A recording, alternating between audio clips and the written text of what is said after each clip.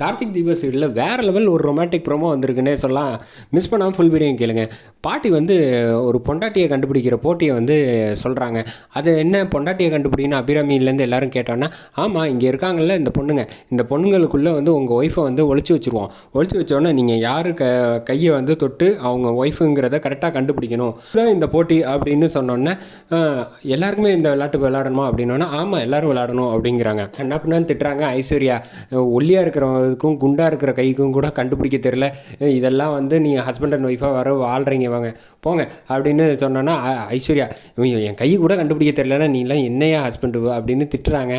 சரி சரி விடுங்க, சண்டை போடாதீங்க, போய் உட்காருங்க அப்படிங்கிறாங்க. அடுத்தது மீனாட்சி வராங்க. அவரும் அசோக் வந்து தப்பாக கண்டுபிடிச்சிடுறாப்புல, கண்டுபிடிக்க முடியல.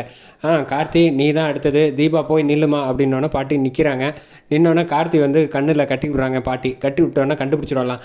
அபிராமி இவெல்லாம் எப்படி கண்டுபிடிப்பா, இவங்க 2 பேரும் ஒன்றா சேர்ந்து வாழவும் இல்லை, ஒன்றும் இல்லை, இதெல்லாம் கண்டுபிடிக்க சாத்தியமே இல்லை அப்படின்னோன்னே, ஆமாம் எப்படி கார்த்தி வந்து கண்டுபிடிப்பானா அப்படின்னோன்னா, கரெக்டாக மீனாட்சி சொல்கிறான். அதெல்லாம் கவலைப்படாதீங்க பாட்டி, கார்த்தி வந்து அசால்ட்டாக கண்டுபிடிப்பான், நீங்கள் என்ன நினச்சிட்டு இருக்கீங்க, கார்த்தி அவ்வளோ லவ் மூடில் இருக்கான் அப்படின்னு சொன்னோன்னா, ஆமாம்மா என்ன பேசிக்கிட்டு இருக்க அப்படின்னு அபிராமி கேட்டோன்னே, நீங்கள் வேணால் பாருங்கள் கார்த்தி கண்டுபிடிப்பான் அப்படின்னோன்னே, கார்த்தி வந்து ஒவ்வொரு பொண்ணுகிட்ட வந்து போய் நிற்கிறான். கையை தொடு பாருப்பா அப்படின்னு பாட்டி சொல்கிறாங்க.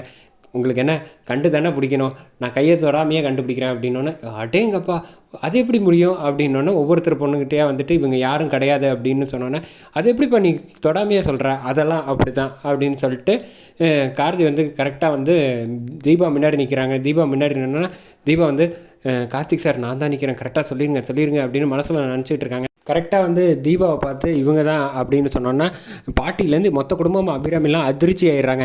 எப்படிப்பா நீ கரெக்டாக வந்து கண்டுபிடிக்கிற, நீ தப்பாக கூட கண்டுபிடிச்சிருக்கலாம்ல அப்படின்னு சொன்னோன்னா, வாய்ப்பே கிடையாது, என் முன்னாடி நிற்கிறவங்க தான் வந்து தீபா அப்படின்ட்டு கரெக்டாக கண்ணை வந்து அவுக்குறாங்க. அவுத்துட்டு எப்படி கரெக்டாக சொன்னேன்னு பார்த்தீங்கன்னா, ஏன்னா தீபாவோட வாசனை வந்து எனக்கு நல்லாவே தெரியும் அப்படின்னு சொன்னோன்னா, அபிராமி வந்து அதிர்ச்சி ஆகிடுறாங்க. என்ன கார்த்திக் சார் எப்படி இப்படிலாம் சொன்னீங்க அப்படின்னா, எனக்கு தெரியும் தீபா உங்களை பற்றி, மற்றவங்க எல்லோரும் வந்து சென்ட்டெல்லாம் எதாவது அடிச்சிருப்பாங்க, நீங்கள் வந்து இந்த ஆர்கானிக்காக மட்டும்தானே யூஸ் பண்ணுவீங்க அப்படின்னு சொன்னோன்னே, ஆமாம் இல்லை இது கூட வந்து தெரியல மற்றவங்க யாருக்கும் அப்படின்னு சொன்னோன்னே, எது எப்படியோ நீங்கள் உங்கள் மேலே வச்சுருக்க லவ் வந்து அதிகமாகிட்டே போகுது அப்படின்னு கார்த்தி வந்து சொன்னோன்னே, தீபா வந்து கண்ணிலேயே பார்க்குறாங்க.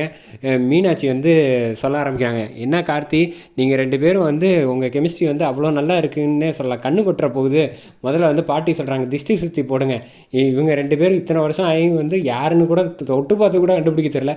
கார்த்திக் பாரு இப்போ தான் கல்யாணம் ஆச்சு, அதுவும் வந்து எதர்ச்சியாக நடந்த கல்யாணம், பார்த்துக்க அவன் தொடாமலே கண்டுபிடிக்கிறான்னா உனக்கு ஏற்ற மனைவி அவதான்ப்பா, உனக்கேற்ற ஹஸ்பண்ட் நீ தான் அப்படின்னு சொல்லி சூப்பராக பாட்டி வந்து சொல்கிறாங்க. அதோட இந்த ப்ரோமோ சூப்பராக முடிக்கிறாங்க.